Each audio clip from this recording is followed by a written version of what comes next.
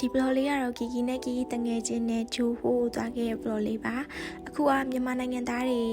စင်ကာပူမှာနေတဲ့မြန်မာနိုင်ငံသားတွေဗီဇာမလိုတော့ဘူးဆိုတဲ့အတွက် arrival gap ဖြည့်ပြီးသွားရုံပဲပေါ့နော်ကီရိုရောက်ချင်းမဲ့ barbecue စားတယ်ကီတငယ်ချင်းကဒါသူ့အတွက် barbecue ပထမဆုံးစားတာတဲ့ပြီးတော့အရင်ကြိုက်တယ်တဲ့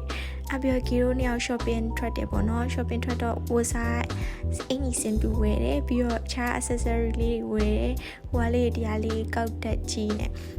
နှစ်ယောက်တော်တော်ပြောဖို့ကောင်းပါတယ် like Victoria